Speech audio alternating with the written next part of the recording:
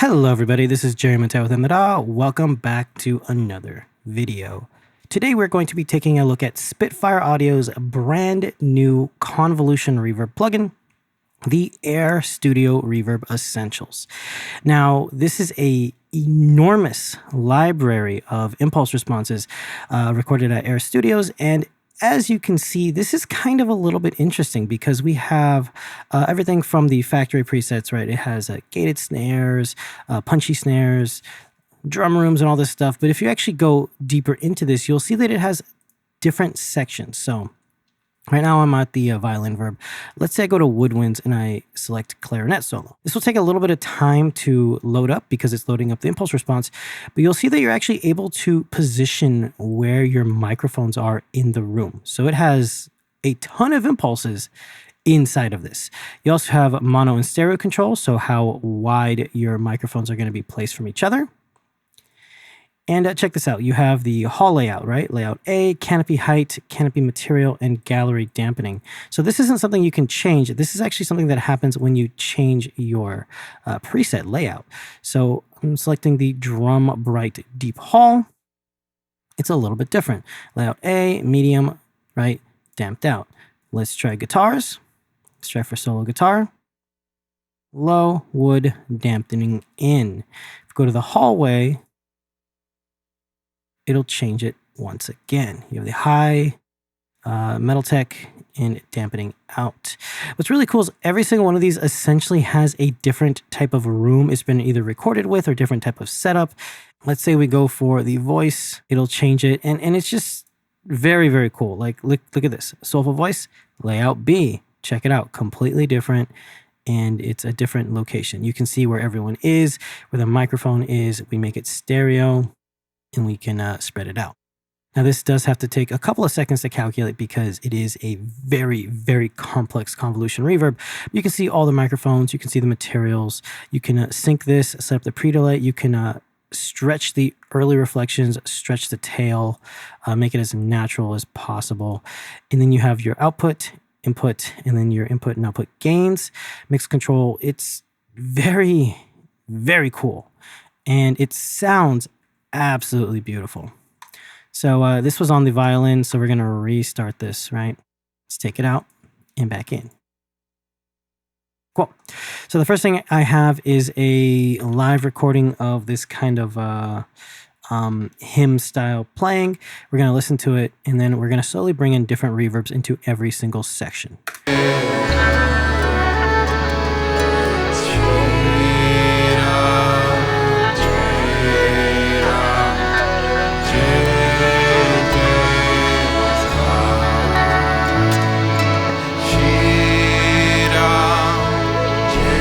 Okay, so it sounds like a lot is going on, right? And a lot really is going on. But what we really want to do is we want to check out how we can add some pizzazz to little things. So if, let's say we mute the vocals.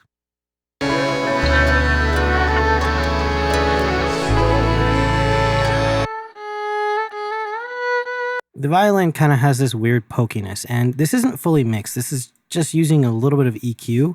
I'm testing out the Deep Vintage series, so all I have is like a little bit of EQ.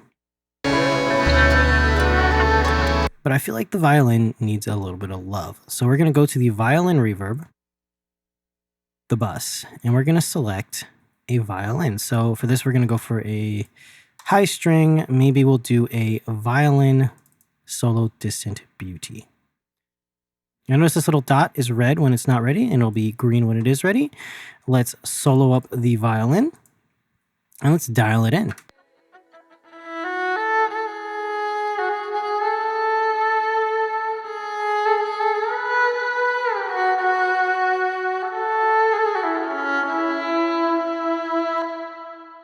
Listen to that crystal clear, smooth, warm tail. Let's make this stereo, and let's mess with the stereo width.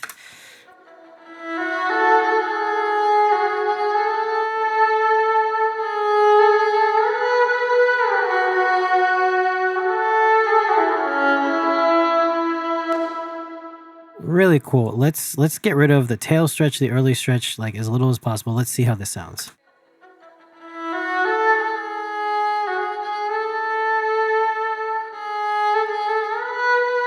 it kind of suddenly turns into this like almost roomy tone, right? I really dig the longer tone.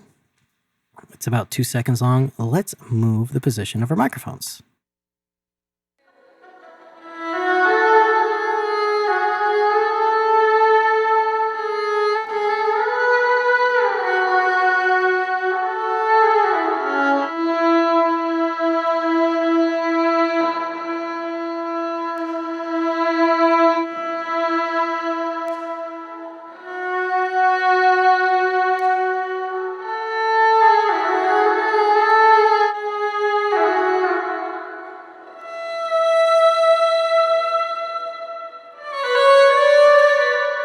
Really cool sounding. So let's go for a viola solo.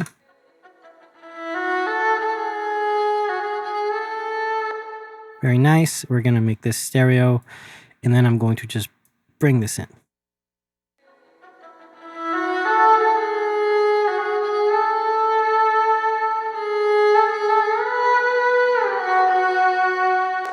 Cool. Subtly adding it in is going to be a little bit better because this is a very kind of cluttered thing. Like I said, it's not fully mixed. I'm going to bring down the harp and bring down the harmoniums. And let's try that flute. That flute sounds really cool. I dig it.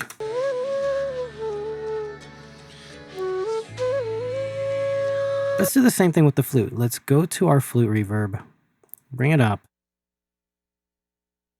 Let's dial in a flute. So for this, I'm going to obviously just go to Woodwinds. Let's go to Woodwind Hall. Let's load it up. It's already in stereo. Let's take a listen. Ooh.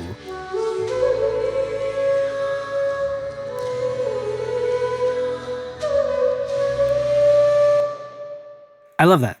That sounds perfect. I'm not going to touch that. Let's just make this super wet and see how it sounds.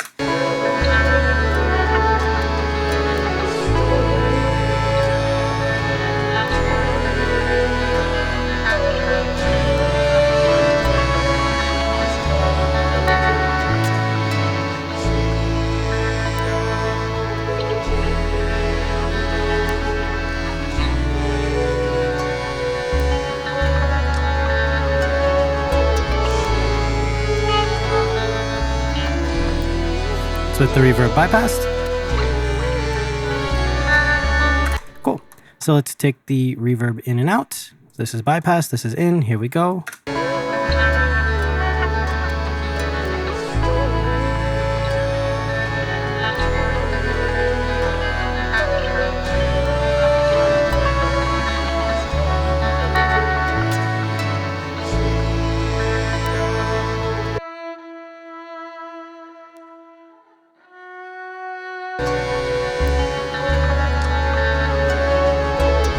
I think that's a cool little blend. Next, let's go for this guitar. This guitar just has no real vibe or life to it. It needs some oomph, right? Just a little bit of wetness. So we're gonna grab this one. And I think I'm just using this solo nylon guitar.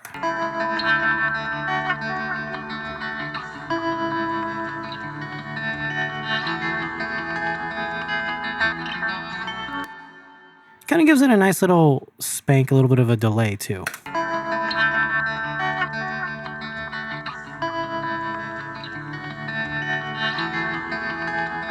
Cool. And then what we could do is we can actually just dive in here and maybe tune back some of that crazy amount of EQ I was doing. I think I was just doing it to test out how much I can push this EQ. But let's take a listen now.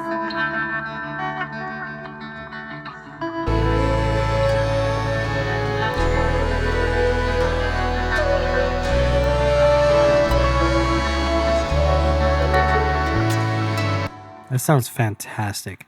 Let's bypass all the reverbs. So I'm going to just mute them. And then we'll take them out of mute and you can hear how it sounds with and without them. So muted is when it's yellow, when it's gray is when it's not.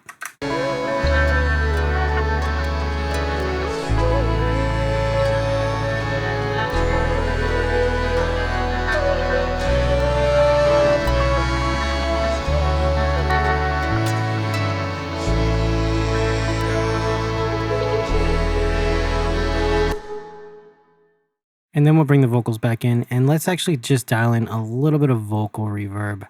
We're just going to do maybe up to here.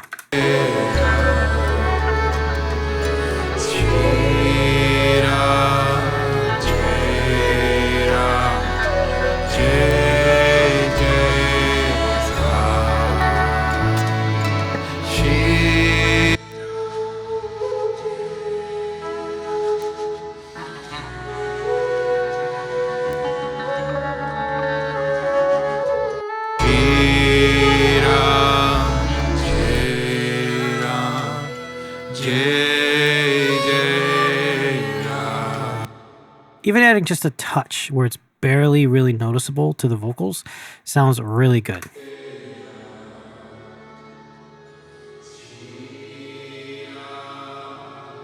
It's a very natural sounding reverb, and I've done no processing. I mean, let's look at this. It's just the reverbs on each of these, and I'm really impressed at how little CPU these things use. I mean, let's take a look at it right here. It'll tell you your CPU hit.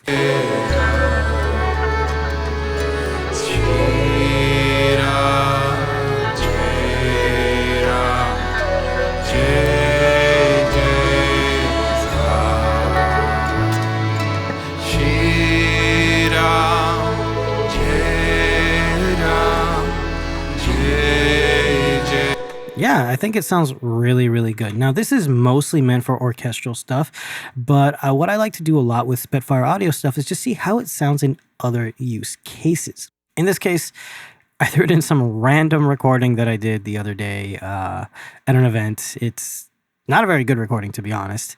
The performers were pretty cool, but like you can hear, it's not the very best in the world. A lot of this stuff was just done super lo-fi, super live, just monitors right in front of them, lots of chances of feedback, so everything was very cluttered. But the results of this reverb are very, very good. I'm not hearing a lot of issues. It's very smooth and very, very warm. There's no situations where it's overly muddy. There's no situations where you get this harsh digital tone to it. You don't get this sharpness to it. It's a very good collection of reverbs. But I am going to jump back in later on and do another video because I do have an orchestral library from Spitfire Audio that I just got a hold of, and I'm going to be doing a review of that. And I'm going to totally be using these reverbs. These things sound absolutely amazing. Anyway, that's it for this video. I will leave a link down below to Spitfire Audio's website. It will not be an affiliate link, so check it out. If you like it, you like it. If you don't, you don't, but you can always grab a demo. This is Jeremy with I will see you guys later. Bye.